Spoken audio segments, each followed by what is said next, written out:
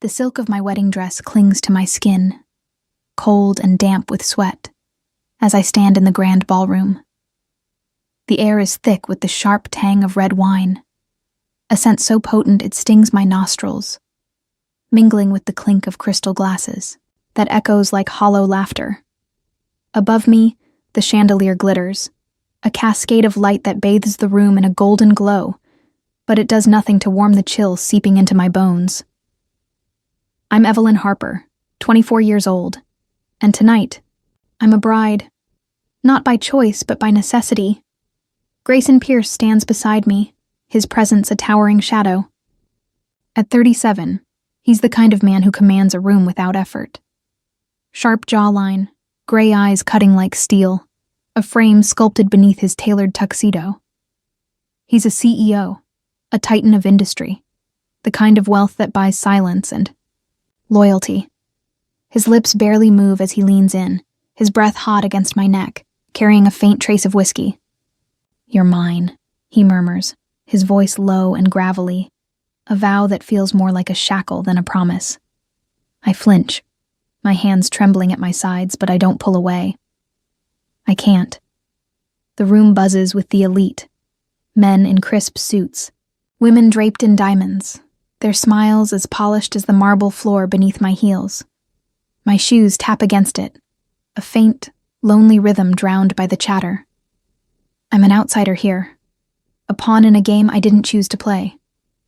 This marriage isn't about love, it's a transaction. My mother's frail body lies in a hospital bed, her lungs rattling with every breath, and the ancestral home we've clung to for generations teeters on the edge of foreclosure. Grayson's money, his cold, endless fortune, is the lifeline we need. So I said yes. I had to. I glance at my mother across the room, seated in a wheelchair near the edge of the crowd. Margaret Harper, the woman who raised me alone after my father walked out, leaving us with nothing but debt and a crumbling house. Her hands are folded in her lap, thin and trembling, but her eyes, those fierce hazel eyes, meet mine with a sheen of tears. She doesn't want this for me, I know that. She'd rather lose everything than see me traded like cattle. But I can't let her lose. Not after all she's sacrificed. The memory hits me hard. Her silhouette in our tiny kitchen years ago. The flicker of an oil lamp casting shadows on her face as she wiped sweat from her brow with a rag.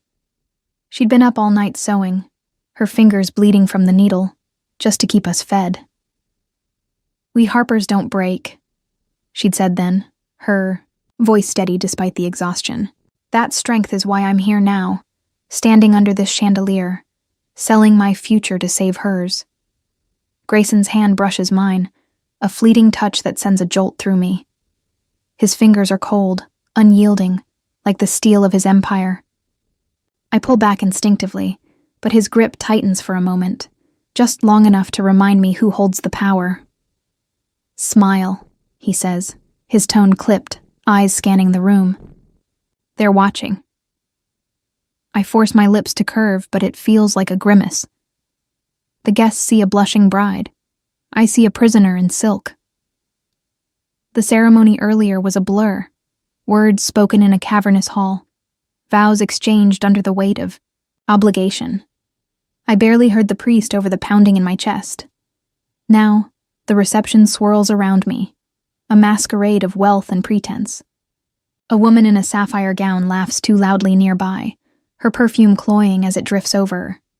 A man with slicked back hair raises his glass to Grayson, his grin sharp as a blade. They're congratulating him, not me. I'm just the prize he's claimed.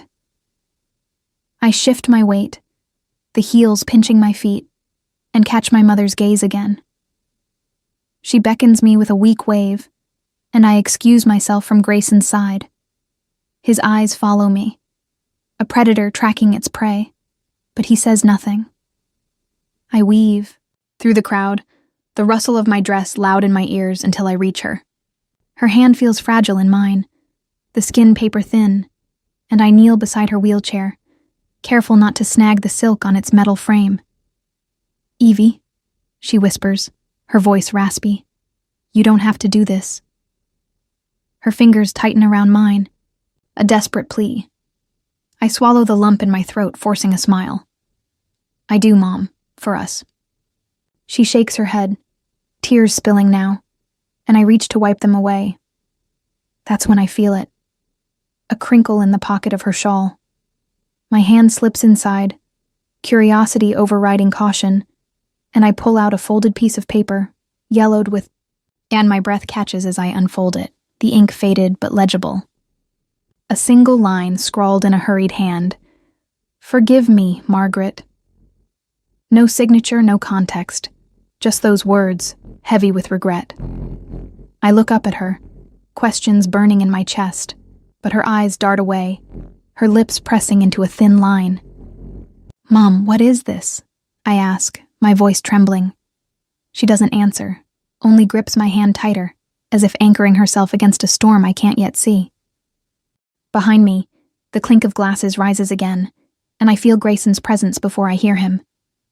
His shadow falls over us, his cologne, a mix of cedar and smoke, cutting through the wine-scented air.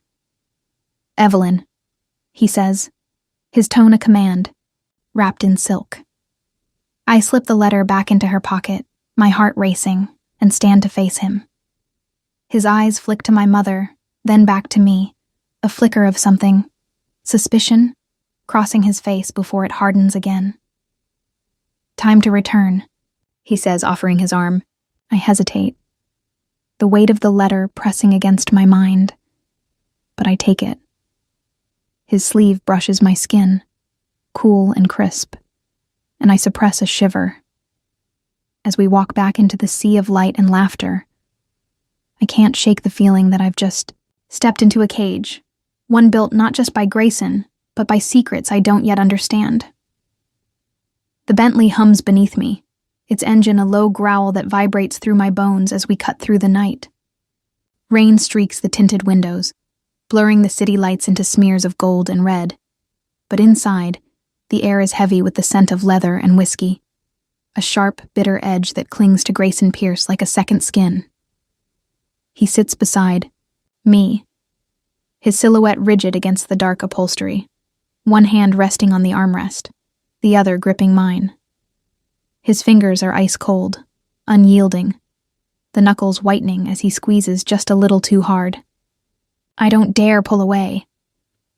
This isn't love, Evelyn, he says, his voice a low rumble, cutting through the hum of the car like a blade. This is honor. The words land heavy, final, as if he's reciting a creed he's lived by too long. I stare at the rain-slicked glass, my reflection a ghost staring back. Wide eyes, pale cheeks, lips pressed tight to keep from trembling. Honor. That's what he calls this cage he's built around me. But for me, it's survival. My mother's survival. And that's the only reason I'm here, letting his hand anchor me to this leather seat.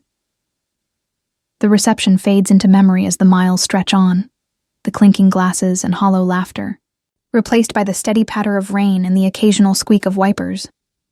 My wedding dress feels heavier now, the silk damp from nerves, sticking to my thighs like a shroud. I shift, the fabric rustling, and Grayson's eyes flick to me, those gray, piercing eyes that see too much and give nothing away. Stop fidgeting, he mutters, releasing my hand to adjust his cufflink, a glint of silver catching the dim light. I flex my fingers, the sudden freedom a small rebellion, but it does nothing to ease the knot in my chest. We pull up to his estate, a fortress of glass and stone that looms against the stormy sky, its windows glowing faintly like eyes watching our approach. The driver opens my door, and a gust of wind carries the scent of wet earth and pine, chilling my bare arms. Grayson steps out behind me, his polished shoes clicking on the driveway, and I feel his presence at my back, a wall I can't escape. He doesn't offer his arm this time, just strides ahead, expecting me to follow. I do, because what else can I do? Inside, the air shifts, cooler, sharper, laced with the faint bitterness of brewed coffee left too long on the burner. The foyer stretches wide, all marble and shadow, flanked by towering columns that lead to a grand staircase. Red velvet curtains frame the windows, heavy and oppressive, swallowing the moonlight whole. A housekeeper, silent as a wraith, takes my shawl, her eyes averted. Grayson gestures toward the stairs. "Your room's up there," he says, his tone clipped, businesslike. "Don't wander." It's not a request. I climb the steps, each, one echoing under my heels, the sound bouncing off the walls like a plea no one hears. My room, his word, not mine, waits at the end of a long hallway. The door creaks as I push it open, revealing a space that's both lavish and cold. A four-poster bed draped in cream linens, a mahogany dresser, a single armchair by a window that overlooks nothing but darkness. The coffee scent lingers here, too, mingling with the faint musk of polished wood. It's a prison dressed in luxury, and I'm its only occupant. My suitcase sits by the bed, my mother's doing, no doubt. She'd packed it herself, her hands trembling as she folded my clothes, whispering apologies I wouldn't let her finish. I kneel beside it now, the silk of my dress pooling around me, and unzip it with shaking fingers. Shirts, a sweater, a pair of worn slippers, small pieces of home in this alien place. Then my hand brushes something hard, tucked beneath a scarf. I pull it out. A faded photograph, creased at the edges, its colors muted by time. It's my mother, younger, her hair loose and wild, smiling beside a man I don't recognize. Not my father. His face I'd know anywhere, etched into my memory from the few years he bothered to stay. This man is taller, broader, with sharp cheekbones and eyes that glint even in the grainy image. My stomach twists, a question clawing its way up my throat. Who is he? Why did she keep this? The floor creaks behind me, and I shove the photo back into the suitcase, heart hammering. Grayson stands in the doorway, his tie loosened, the top button of his shirt undone. The light from the hall casts half his face in shadow, but those eyes, those damn eyes, pin me where I kneel. "What's that?" he asks, his voice deceptively soft, a predator circling prey. I swallow, forcing my hands to steady as I close the suitcase. "Nothing," I lie, standing to face him, "just unpacking." He steps closer, the scent of whiskey stronger now, mixed with the rain still clinging to his hair. "Don't lie to me, Evelyn," he says, each word deliberate, his gaze flicking to the suitcase, then back to my face. I don't tolerate secrets. The irony burns. Secrets are what brought me here, what bind me to him. But I hold his stare, defiance flickering beneath my fear. "Then tell me why I'm really here," I shoot back, my voice trembling but sharp. "What do you need from me?" For a moment he falters, barely a flicker, a crack in the steel facade, but it's there. His jaw tightens and he steps back. The distance between us a chasm again. "Silence," he says finally, his tone flat, final. "I need your silence." He turns to leave, but pauses at the threshold, glancing over his shoulder. "Good night, Evelyn." The door clicks shut behind him, and I'm alone with the echo of his words, the weight of that photograph pressing against my mind. I sink onto the bed, the mattress too soft beneath me, and stare at the red curtains, their folds like blood against the dark silence. That's what he wants, to bury whatever truth lingers in that photo, in my mother's tears, in the debt that chained me to him. But I'm not silent, not yet. My fingers curl into the sheets, and I feel it. The first spark of something dangerous, something alive. I won't break. Not for him. Not for anyone. The ballroom glitters again tonight. A gilded cage of excess where chandeliers drip light like molten gold and the air hums with the clatter of champagne flutes. I stand at the edge of it all, my emerald gown, a gift from Grayson, clinging to me like a second skin, its silk cool against my flushed arms. The scent of perfume hangs heavy, floral and cloying, mixing with the faint tang of cigar smoke drifting from the men in their tailored suits. I'm Evelyn Harper, the new Mrs. Pierce. But to these people, I'm a curiosity, a poor girl plucked from obscurity, draped in finery I don't belong in. They watch me, their eyes sharp and hungry, whispers, slithering through the crowd like snakes. She's nothing without his money, a woman in sapphire murmurs to her companion, her laugh a brittle shard of glass. I clutch my glass of untouched wine, the stem cold between my fingers, and force my chin up. I've survived worse than their gossip, years of scraping by, of watching my mother's hands bleed over a sewing machine. But here, under their scrutiny, I feel exposed, raw, like a wound they can't wait to pick at. Grayson moves through the room like a storm, his presence parting the sea of bodies. He's all sharp edges tonight, black tuxedo crisp, gray eyes, scanning the crowd with a predator's calm. He doesn't look at me, not yet, but I feel the weight of him anyway, a tether I can't shake.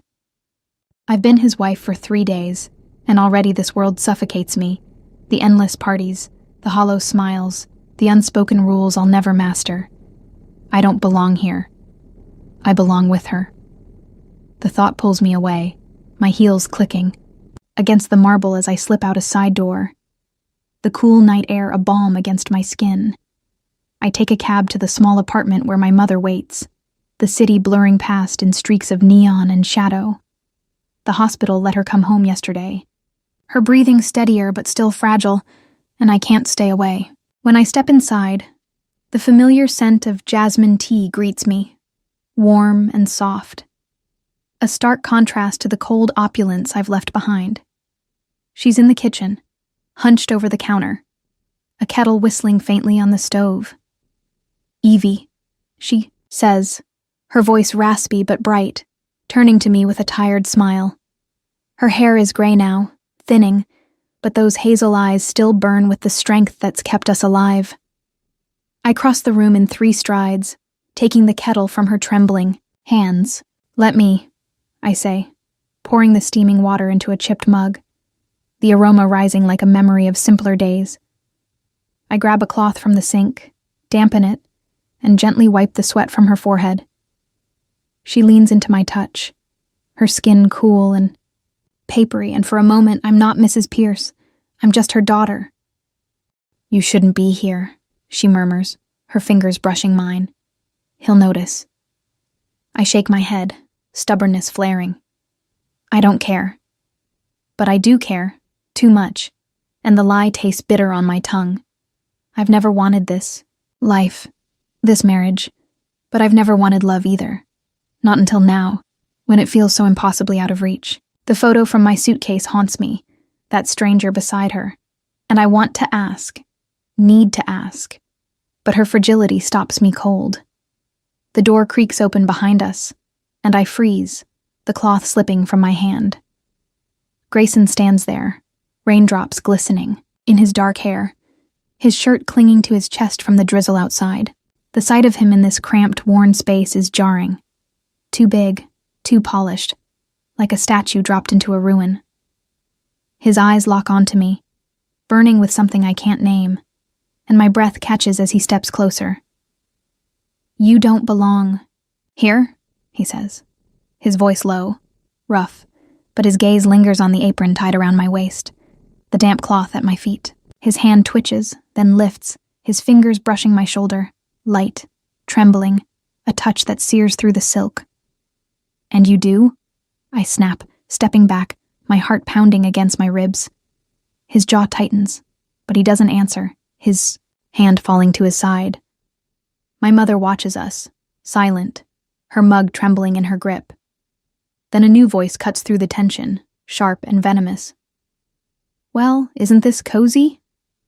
Lillian steps in behind him, her red lips curled in a smirk, her blonde hair gleaming under the kitchen light. Grayson's old friend, his shadow, her presence a blade I didn't see coming. She saunters forward, heels clicking, and leans against the counter, her eyes raking over me. The perfect little wife, slumming it with mommy dearest. Her laugh is a dagger, and I feel my mother stiffen beside me. "Lillian," Grayson warns, his tone ice, but she ignores him, turning to me with a glint of malice. "Ask your mother about Grayson's father, Evelyn. Ask her what she was to him." The words hit like a punch, stealing the air from my lungs. I look at my mother, her face paling, her hands clutching the mug so tight I fear it'll shatter. "What's she talking about?" I whisper, my voice breaking. My mother doesn't answer, her gaze dropping to the floor, and Lillian's smirk widens. "Oh, you didn't know? Your dear Margaret wasn't always so saintly." Grayson grabs her arm, his knuckles white, but she pulls free, tossing something onto the counter. A photograph, identical to the one I found. My mother and a man with Grayson's eyes staring back at me. "Enough," Grayson growls, his voice a thunderclap, but the damage is done. I stumble back, the room spinning, my mother's silence louder than any confession. Grayson steps toward me, his hand reaching out, but I shake my head, tears burning my eyes. "Don't," I choke out, turning to my mother. "Tell me it's not true." She doesn't. She can't. The kitchen closes in, the jasmine tea now, bitter in my throat, and I feel the weight of their world, theirs and mine, crashing down. "Honor," he called it. But this feels like betrayal, and I don't know who's holding the knife. The rain drums against the floor-to-ceiling windows of Grayson's office, a relentless tattoo that mirrors the chaos in my chest. I stand in the center of this glass and steel kingdom, the scent of cedarwood and leather thick in the air, mingling with the faint bitterness of spilled whiskey. The city sprawls below, a blur of lights through the storm. But up here, it's just me and him. Grayson Pierce, my husband, my jailer, and now, maybe my betrayer. His desk looms between us, a polished slab of mahogany cluttered with papers, a crystal tumbler lying shattered on its edge. I don't care how I got here, only that I'm here, and I need answers. "Who was my mother to you?" I shout, my voice cracking like the glass at his feet, tears hot on my cheeks. The photograph Lillian flung in my face last night burns in. My mind, my mother, young and radiant, beside a man with Grayson's sharp cheekbones, his gray eyes. I'd barely slept, the image chasing me through restless dreams, and now I'm trembling, fists clenched, demanding the truth. Grayson stands behind the desk, his shirt sleeves rolled to his elbows, his jaw tight as stone. He doesn't move, doesn't blink. But those eyes, those damn piercing eyes bore into me, dark with something I can't name. "Evelyn," he starts, his voice low, controlled, but I cut him off, slamming my hands on the desk. The impact stings my palms, papers fluttering to the floor. "Don't Evelyn me. Tell me." My chest heaves, the emerald gown from last night swapped for a simple sweater and jeans, but I feel no less exposed. Lillian's words echo. "Ask her what she was to him," and my mother's silence cuts deeper than any blade. I need him to speak, to fill the void she left. He exhales, sharp and ragged, and runs a hand through his dark hair, raindrops still clinging to the strands from his dash through the storm to meet me here. "I don't know everything," he says finally, his tone fracturing at the edges. "My father, he loved her, Evelyn, and I promised him I'd protect you." The words hit like a fist, knocking the air from my lungs. Loved her? My mother, Margaret Harper, the woman who stitched our lives together with bleeding fingers, tangled with the Pierce family. It's unthinkable, yet the photograph makes it real. Loved her? I choke out, stepping closer, my voice rising. What does that even mean? Did he ruin her? Did he ruin us? My father's face flashes in my mind. His thin smile, his quick exit when I was 6, leaving us with nothing but debt and a crumbling house. Was that because of Grayson's father? I search Grayson's face for lies, for guilt, but all I see is a flicker of pain, raw and unguarded, before he slams it shut again. He rounds the desk, his movements sharp, and I flinch as he stops inches from me. The air crackles between us, charged with rain and fury.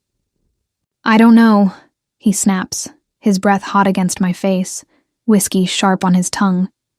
He never told me the whole story, just that he owed her, and when he died that debt fell to me. His hand lifts, hovering near my cheek, and then it's there. His fingers tracing my jaw, slow and searing. A touch that sends fire through my veins despite everything. My heart stumbles, caught between rage and something darker, something I've never felt before. I should pull away. I should hate him. But I don't. I lean into it, just for a second, my eyes locked on his, and I see it. The crack in his armor. The man beneath the titan. His thumb brushes my lips, trembling, and I taste salt. My tears. Or maybe his regret. "I was supposed to keep you safe," he whispers, his voice breaking now, "not trap you." His other hand grips my arm, firm but desperate, and I feel the heat of him through my sweater, the pulse of his need matching mine. "Then why this?" I ask, my voice a ragged plea, stepping closer until our chests nearly touch. "Why the marriage? Why me?" His grip tightens, his breath hitching, and for a moment, I think he'll kiss me. Those gray eyes darken, his lips part, but he stops, his hand falling away like I've burned him. He turns, slamming his fist into the desk, the sound a thunderclap that shatters the silence. The tumblers' remains scatter further, glinting in the dim light. "Because I had no choice," he growls, his back to me, shoulders heaving. "He made me swear it, on his deathbed, to pay the debt, to keep you from falling like she did." I stumble back, my mind reeling. A debt, a promise. My mother's life tied to his father's, and now mine to his. I want to scream, to claw, at the truth, but it's slipping through my fingers like the rain outside. I move without thinking, crossing to a filing cabinet in the corner, my hands shaking as I yank open a drawer. Papers spill out, contracts, letters, and there it is, buried beneath the mess. A yellowed document, the Pierce family crest stamped at the top. My eyes scan it, words blurring through tears. Repayment of debt incurred by Margaret Harper. Evelyn Harper to be secured. It's dated 10 years ago, signed by Grayson's father and countersigned by him. My stomach lurches. This isn't just a marriage. It's a transaction, written in ink and sealed with my life. I turn, the paper crumpling in my fist, and he's watching me now, his face pale, his hands braced on the desk. "You knew," I whisper. The betrayal, slicing deeper than I thought possible. "You knew all along."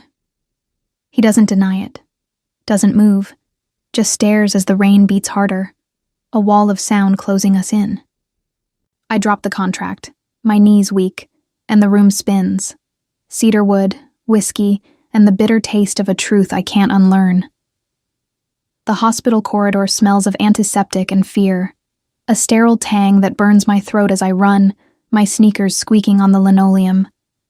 The fluorescent lights buzz overhead, casting harsh shadows, but all I see is my mother's face. Pale, fragile, her hazel eyes wide with pain in my mind's eye. She's had a heart attack, the doctor's voice crackling through the phone an hour ago, and now the world is collapsing under me. My chest aches, not from the sprint, but from the weight of last night. Grayson's confession, the crumpled contract, the photograph of my mother with his father. I thought betrayal was the worst thing I'd face today. I was wrong. The city outside is a frenzy, flashbulbs popping like gunfire as reporters swarm the hospital entrance. I'd push through them, their shouts clawing at me. "Mrs. Pierce, is it true your mother broke the Pierce family?" Their cameras blinding, relentless. Lillian's doing, I'm sure of it. She'd stood in my mother's kitchen 3 nights ago, tossing that photo like a grenade, and now the shrapnel is everywhere. Headlines scream across my phone screen, Harper woman linked to Pierce scandal.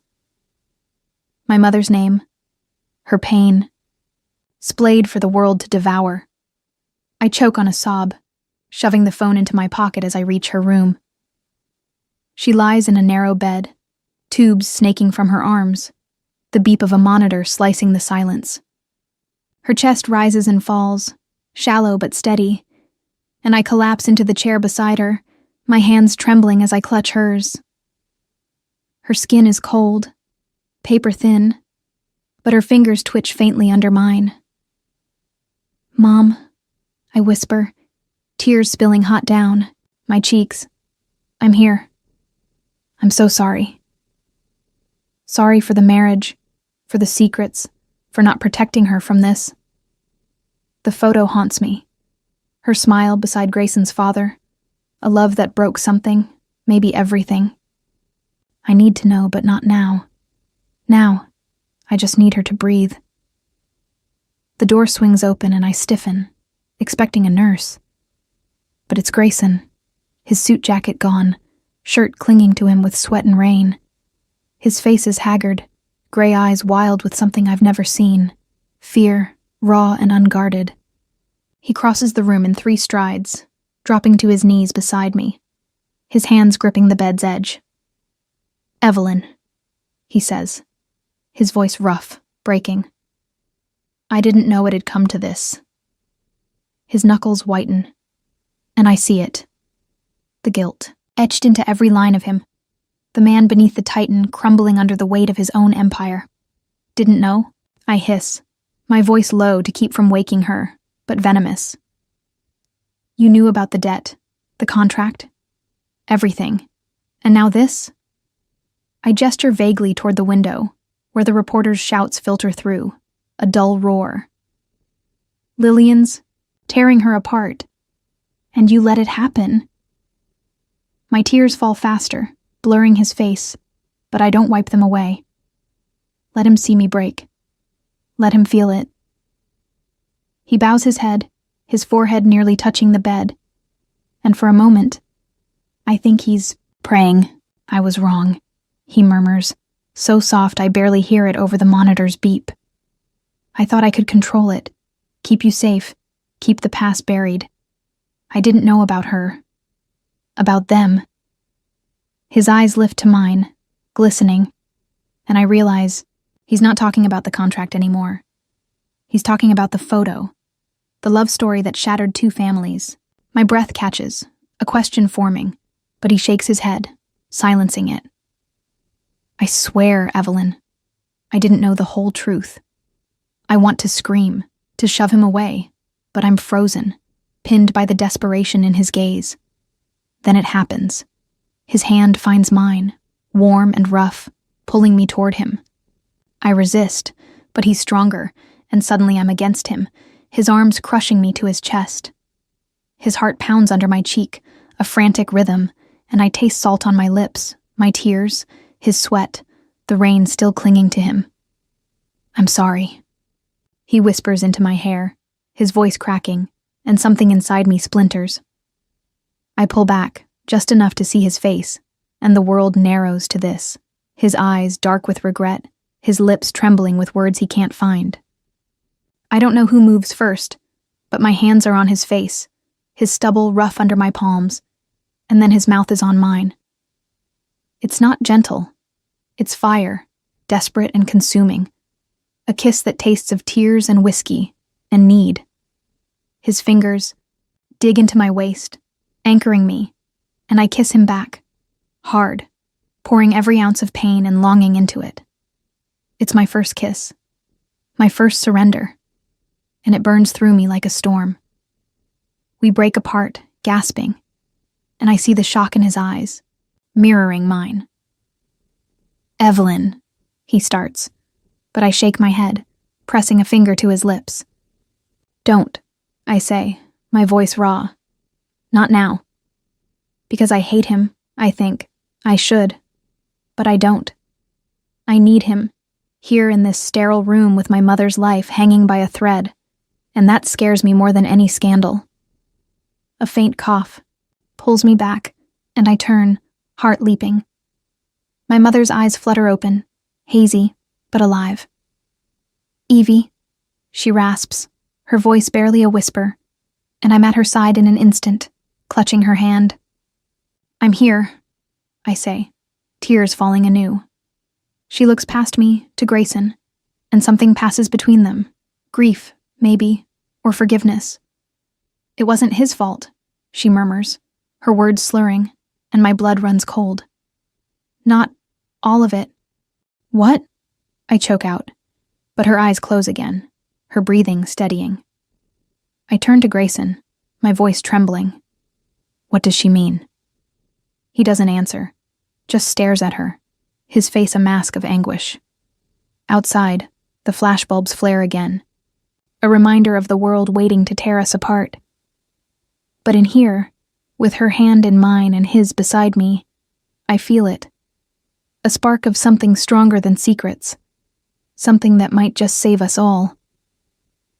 The rain comes down in sheets, a roaring curtain that drenches me to the bone as I stand in the driveway of Grayson's estate. My sweater clings to my skin, heavy and sodden, my hair plastered to my face in dark, dripping strands. Thunder rumbles overhead, a low growl that shakes the ground, but it's nothing compared to the storm inside me. I've just come from the hospital, my mother's words. It wasn't his fault, ringing in my ears like a taunt. I don't know what she meant, but I know who started this fire. Lillian. And now, here she is, stepping out of her sleek black car, her umbrella useless against the downpour, her smirk sharp as ever. "You can't stop this, Evelyn," she calls over the rain, her voice cutting through the deluge, her heels sinking into the gravel as she strides toward me. "The world knows your mother's a homewrecker, my gift to the Pierce legacy." Lightning flashes, illuminating her face, red lips, cold eyes, a predator savoring the kill. The photo she leaked, the headlines, my mother's collapse. It's all her, and I hate her for it, a hatred so fierce it burns through the chill soaking my skin. I step forward, fists clenched, water streaming down my arms. "You don't get to destroy my family," I shout, my voice raw, breaking against the wind. The rain stings my eyes, but I don't blink, don't back down. She laughs, a sound like breaking glass, and tosses her wet hair back. "Family? Oh, darling, you're just collateral damage. Grayson's the one I want to bleed." Her words twist the knife deeper. Grayson, my husband, the man I kissed in that hospital room, caught in her crosshairs because of me. The front door slams open behind me, and Grayson storms out, his shirt untucked, rain plastering it to his chest in seconds. "Lillian, get out," he growls, his voice a thunderclap, his gray eyes flashing with fury. He grabs an umbrella from the porch, holding it over me, but I shove it away, the metal clattering, to the ground. "No," I snap, turning on him, water dripping from my chin. "You don't get to play savior now. You let this happen." My accusation hangs between us, heavy as the storm, and his face tightens, guilt flickering in those eyes I've started to need. Lillian steps closer, undeterred, her smirk widening. "Oh, he didn't just let it happen, Evelyn. He paid for it. Every cent of your mother's debt, every lie to keep you quiet." She's baiting me, and it works. I lunge at her, but Grayson catches me, his arms locking around my waist, pulling me back against his chest. His heat seeps through my soaked clothes, his breath ragged against my ear. "Stop," he murmurs, low and desperate, but I thrash against him, tears mixing with the rain. "Let me go," I scream, my nails digging into his forearms. She laughs again, turning to leave, but Grayson's voice stops her cold. "Enough," he says, releasing me to face her, his shoulders squared against the downpour. "You want to ruin me? Fine, but you don't touch them." He pulls his phone from his pocket, water beating on the screen, and dials with trembling fingers. "I'm calling a press conference," he says, his voice steady now, resolute. "I'll tell them everything. My father's affair, the debt, the contract. I'll take the fall. You're done, Lillian. My heart stutters, the rain roaring, louder as I process his words. He's sacrificing it all, his name, his empire, to shield us. Lillian's smirk falters, her eyes narrowing, but she doesn't argue, just spins on her heel and stalks back to her car. The engine revs, tires, spitting gravel, and she's gone, swallowed by the storm. I turn to Grayson, my breath hitching, water streaming down my face. Why? I whisper, barely audible over the rain. He steps closer, his shirt clinging to every line of him, his hair dark and wild. Because I need you to live, he says, his voice breaking, raw with something deeper than guilt. His hands find my face, rough and warm, tilting my chin up, and I see it. The man I kissed, the man I hate, the man I'm starting to love, all crashing together in those gray eyes. I can't lose you, he adds, and before I can speak, his lips crash into mine. It's a kiss born of the storm, fierce, desperate, tasting of rain and salt and him. His fingers dig into my hair, pulling me closer, and I clutch his shirt, the wet fabric bunching under my hands. My body presses against his, heat against heat, and I kiss him back with everything I have, anger, fear, need, all spilling out in a collision that drowns the world. His tongue brushes mine, a spark that ignites me, and I moan into his mouth, lost in the fire of it. We're soaked, shivering, but this is alive. He pulls back, gasping, his forehead resting against mine, water dripping from his lashes. Evelyn, he breathes, his hand sliding to my waist, holding me like I might vanish. I grip his arms, my nails leaving marks, and I feel it. The shift, the breaking of something old, the birth of something new. I need you too, I say, my voice trembling but sure, the rain washing away the last of my doubts. His eyes widen, a flicker of hope breaking through the storm in them, and he pulls me into his chest, his arms a fortress against the chaos. The rain slows, a steady patter now, and I hear his heart pounding under my ear, a rhythm that steadies me. Lillian's gone, the press will come, and my mother's secrets still linger. But here, in his embrace, I feel a strength I didn't know I had. Honor, he called it once. But this is more. This is us, fighting through the wreckage, and I won't let it go. The rain has stopped, leaving behind a quiet that hums in my ears as I step into the cramped apartment, the scent of damp wood, and brewing coffee wrapping around me like a familiar embrace. My sweater still clings to me, heavy with the memory of the storm, but I barely notice. Grayson follows close behind, his presence a steady warmth at my back, his soaked shirt outlining every muscle as he shuts the door with a soft click. Hospital released my mother this morning, stable, breathing, alive, and now she's here, home, where I can protect her, where we can start to heal. The living room is small, worn, but ours, the faded floral couch sagging under years of use. A fire crackles in the hearth, casting flickering shadows across the walls, the scent of burning logs mingling with the coffee I set to brew on the counter. My mother sits in her armchair, a quilt draped over her lap, her hands resting lightly on the fabric. She looks frail, her gray hair loose, but her hazel eyes lift to me with a strength that steadies my shaking hands. "Evie," she says, her voice soft but clear, a lifeline pulling me back from the edge. I cross to her, kneeling beside the chair, and take the damp cloth from the table.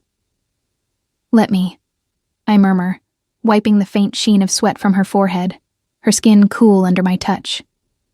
She leans into it, a faint smile tugging at her lips, and I feel the weight of yesterday, the hospital, the flashbulbs, Grayson's kiss, settle into something softer. something I can hold. You shouldn't fuss, she says, but her hand finds mine, squeezing gently, and I know she's glad I'm here. Grayson lingers near the doorway, his boots leaving wet prints on the hardwood, his gray eyes scanning the room like he's trespassing. I glance at him, my heart catching at the sight. His hair still damp, curling at the ends, his shirt unbuttoned at the collar, revealing the pulse beating fast at his throat. He looks out of place, a titan in this humble space. But he doesn't leave. Sit, I say, nodding to the couch, my voice steady despite the flutter in my chest. He hesitates, then lowers himself onto it, the springs creaking under his weight. I pour the coffee, the rich, dark aroma rising as I fill 2 chipped mugs, and hand one to him. His fingers brush mine, warm and rough, lingering just a moment too, long, and I feel that spark again, the one from the rain from the hospital, a current that hums beneath my skin. He takes a sip, his eyes never leaving me, and I settle beside my mother, the mug warming my hands. Tell me, I say, my voice low, turning to her. What you meant in the hospital, about it not being his fault. She sighs, a sound heavy, with years and glances at Grayson. He stiffens, his grip tightening on the mug, but he doesn't interrupt. Your father, Grayson's father, William, he wasn't a bad man, she begins, her words slow, deliberate. He loved me, Evie, more than he should have, but he was married and I couldn't stay.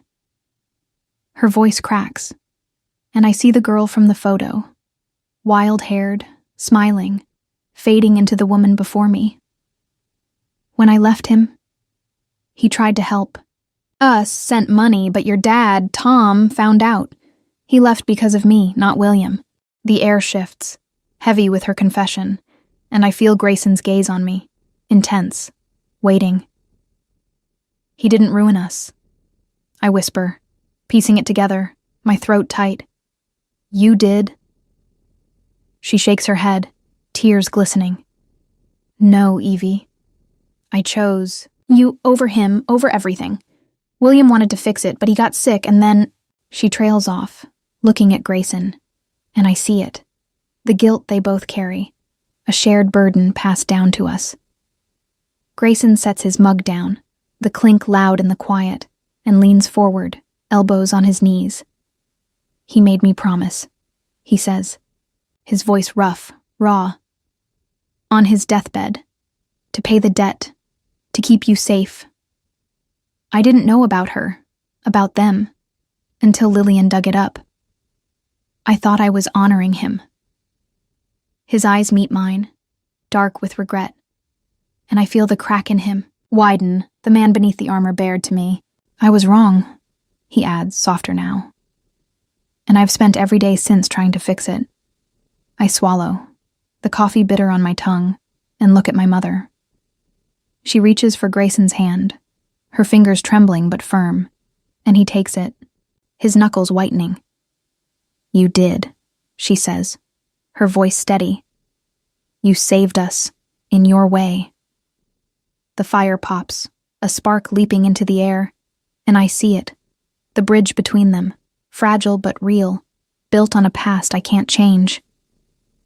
I stand, moving to the hearth, the heat warming my legs, and Grayson follows, his shadow falling over me. I'm selling the estate, he says quietly, his breath stirring my hair. The money's going to her care, to this place. I'm done with it, all of it. His hand finds mine, his fingers sliding slow and deliberate over my knuckles, a touch that sends a shiver up my spine. I'm giving it up for you, he murmurs, his voice a vow, and I turn, meeting his gaze, gray, burning, alive.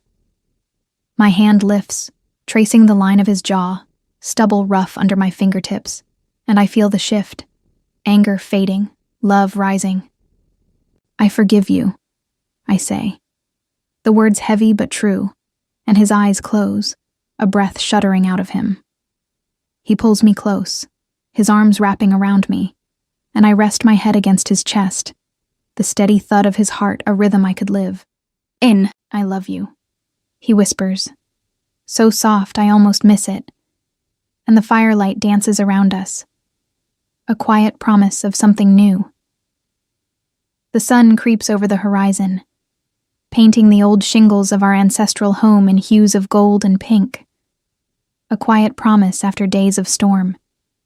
I stand on the porch, the wood creaking beneath my bare feet, the air crisp with the scent of wet grass and cedar from Grayson's jacket draped over my shoulders. It's heavy, warm, still carrying the faint musk of him, wood smoke and rain. And I pull it tighter, my breath fogging in the early chill. Inside, my mother sleeps, her chest rising steady now, the hospital of fading memory. We're home, all of us. And for the first time, it feels like a victory. The screen door squeaks behind me, and Grayson steps out, his hair tousled from sleep, his shirt wrinkled but open at the collar. He sold the estate, true to his word, every dollar funneled into her care, into this house, stripping away the last of his gilded cage. He looks lighter for it, the lines around his gray eyes softer, though they still burn when they meet mine. "Morning," he says, his voice low, rough with the remnants of last night's coffee and confessions. He holds 2 mugs, steam curling, from them, and hands me one, his fingers brushing mine, a touch that lingers, steady, grounding. I take a sip, the warmth spreading through me, and lean against the railing beside him. The coffee's strong, dark, the way we both like it, a small thread tying us to that night by the hearth. "She's better," I say, nodding toward the house, my voice soft but sure. "Stronger every day." He nods, his gaze drifting to the yard where dew glints on the grass like scattered diamonds.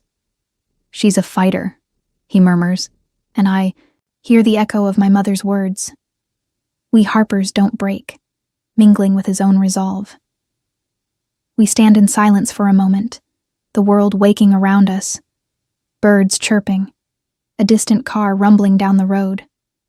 The press has quieted, Lillian's venom spent after Grayson's confession aired live 2 days ago. He'd stood before the cameras, rain-soaked and unyielding, laying bare his father's affair, the debt, the contract, everything to shield us. The headlines shifted overnight. Pierce heir sacrifices all for love. I'd watched, heart in my throat, as he burned his empire to ash for me, for her, and I knew then what I'd only felt before. He was mine, not by force, but by choice.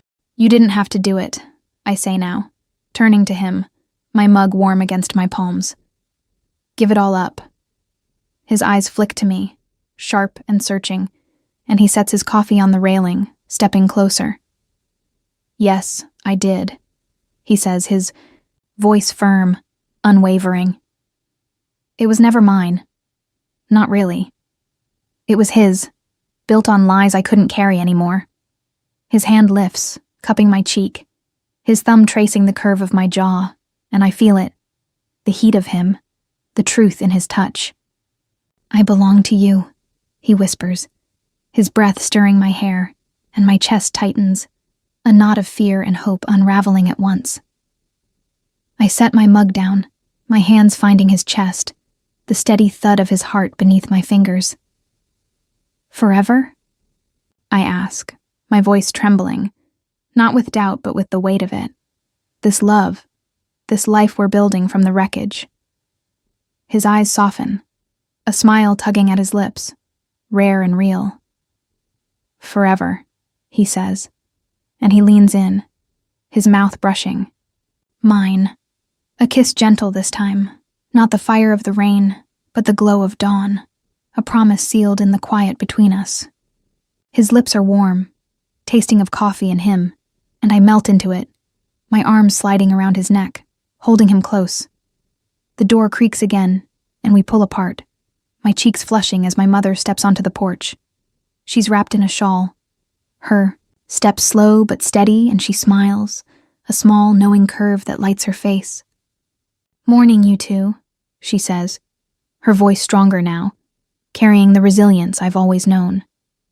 Grayson moves to help her, but she waves him off, easing into a rocking chair with a grace that defies her frailty. "I'm fine," she insists, her eyes twinkling as they shift between us. Better than fine, seeing this.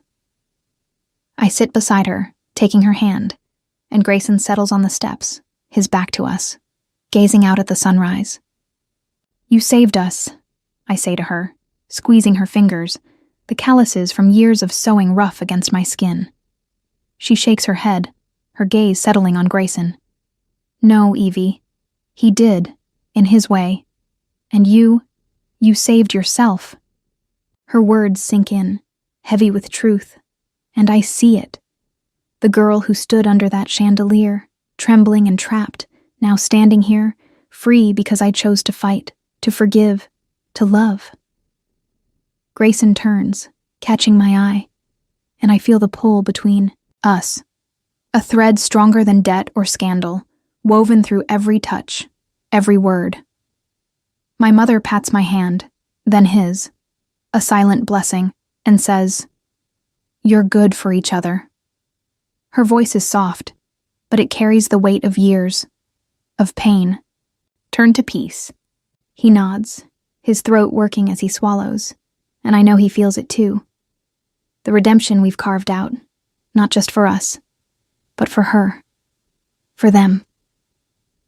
The sun climbs higher, warming the porch, and I lean into Grayson, his arm slipping around me, his breath steady against my temple. The house stands behind us, weathered but whole, a testament to what we've kept, what we've built. Honor. I'd thought it was once, a cold, hollow thing. But this is honor, real and alive in the family we've reclaimed, the love we've found. "Forever," I whisper again, and he presses a kiss to my hair, his voice a murmur against my skin. "Mine forever." And as the dawn breaks fully, I know it's true.